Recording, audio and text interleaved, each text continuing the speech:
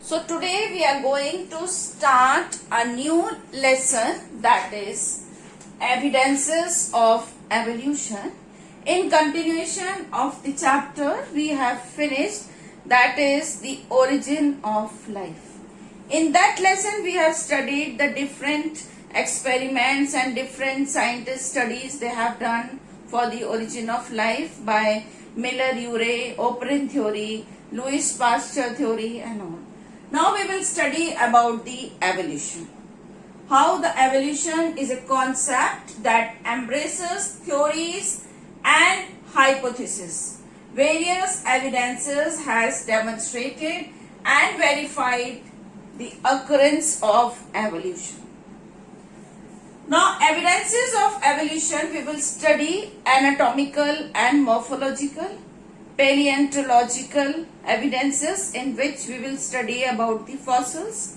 Then we will study about the embryological, molecular evidences. In this we will study about the plants and animals evidences also. So first one by one we will go. First we will see the vestigial organ. Vestigial organs means these organs are rudimentary or poorly developed and non-functional organ that were earlier function. Earlier these organs which are now vestigial organs, but earlier they were in our body and they were doing the functions. They were well developed, but now as the time passes away, those organs may not be in use. So they become the rudimentary and poorly developed, but still they are in our body.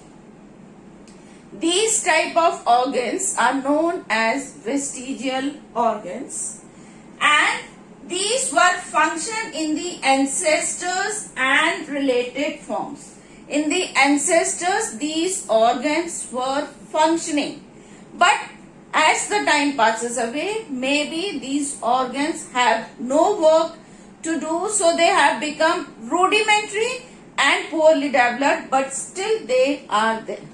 They are there. So they are known as vestigial organ. For examples are nipples in man, presence of vermiform appendix, nictitating membrane of eye, that is known as a third eyelid. In some animals still nictitating membrane works, but in many they are not working. So they are poorly developed, non-functional organ. They were earlier function, so they are known as the vestigial organ. There are many other examples like the coccyx and the vermiform mammal, mammae in mammal, clitoris in female, caudal in vertebrates, abdominal muscles. Then we have the coccyx.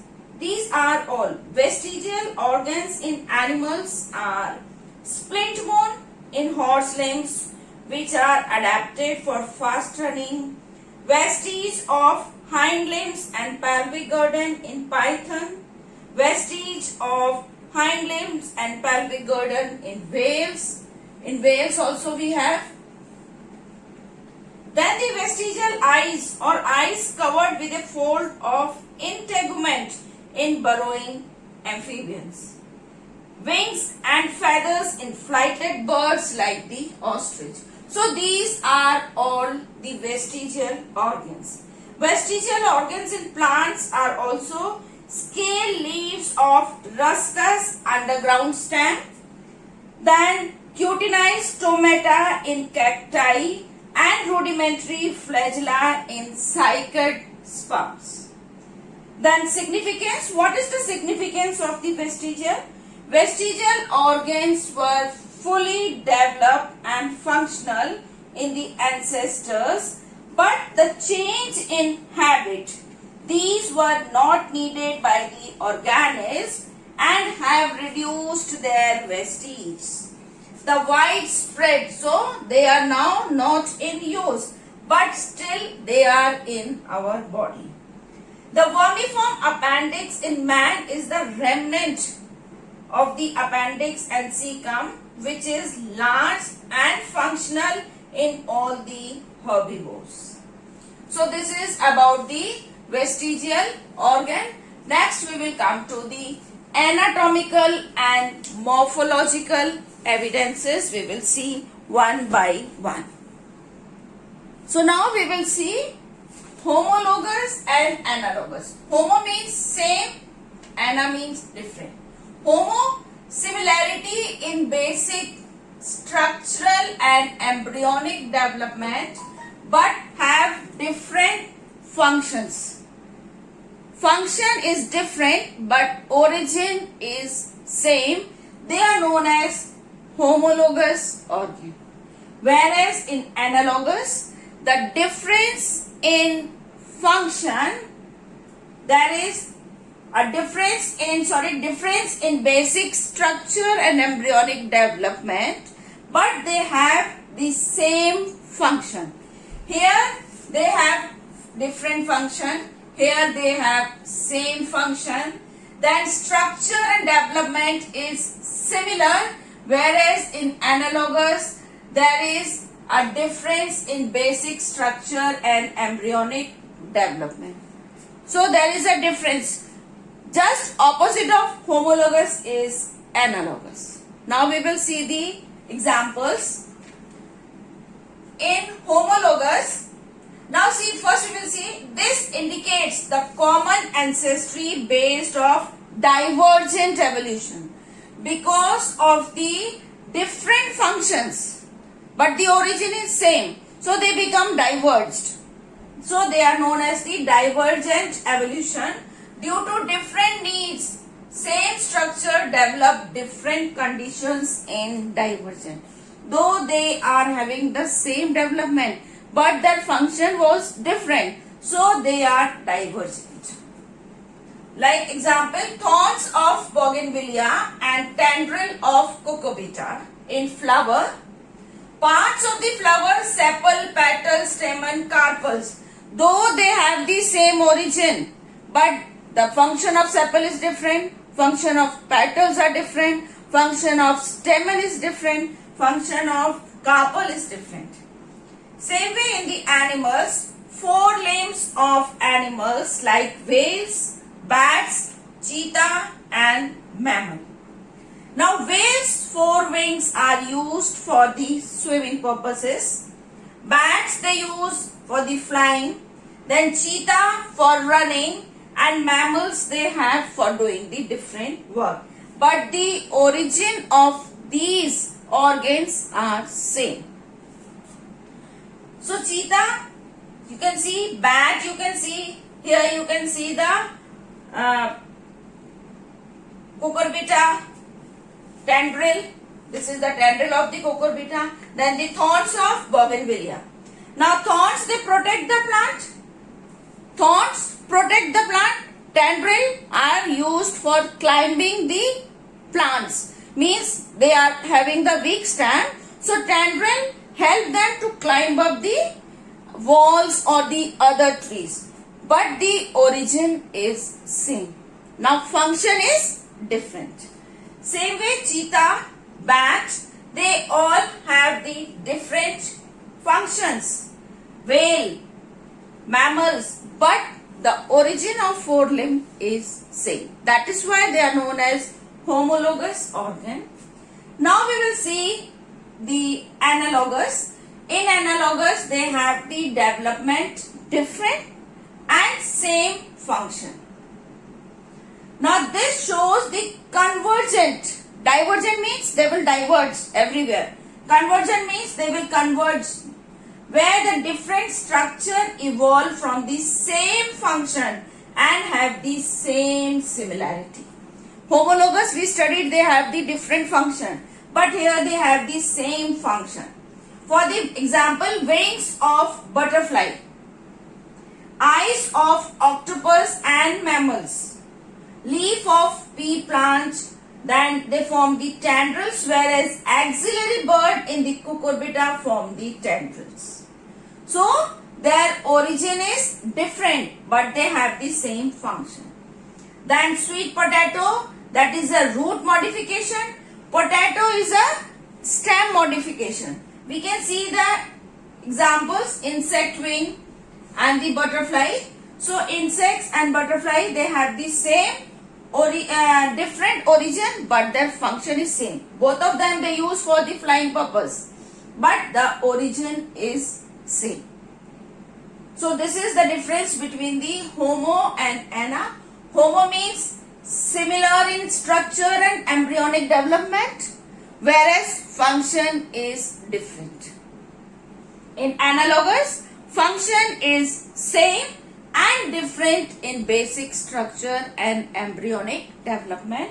In this, you have to learn the difference between Homo and analogous organ with their examples, 2 examples of plants and 2 examples of animals. So this is about the Homo and analogous. I'll tell you something more about Homo and analogous also. When you write the difference, just write down homologous and analogous. They have same basic structure. Analogous you can write they have total different structure. Then in Homo you can write they are found closely related organisms. In analogous you can write they are found in totally unrelated organisms. Homologous organ, they are differ in appearance. Analogous, they are similar in appearance. Homologous, they are modified to carry out different functions. Analogous, they develop to carry out the same function. Homologous, they have similar internal structure. Analogous, they have internal structures different. In Homo, they lead to adaptive radiation or divergent, whereas analogous, they lead to adaptive convergent or convergent evolution. So like this, you can write the difference also between them, giving the examples. Then types of homology are phylogenetic homology, sexual homology, serial homology, then molecular homology, but these all you don't have to study. You have to learn about the analogous and homologous organs and their difference. Now see, in homologous, thorns of bougainvillea arise from axillary bud, but instead of growing into a branch, they are modified for protecting the plant. Tendril in cucurbita arise from the axillary bud, same origin, see you can see, but they become thread-like for climbing and providing the support to the plant. So function become the different and the origin is same. Whereas in analogous, the wings of insects, birds, mammals and reptile perform the same function, but the wings of insects are mere expansion of body wall without any skeletal support. And the wings of pteropodile and the bat are skin fold supported by fingers and wings.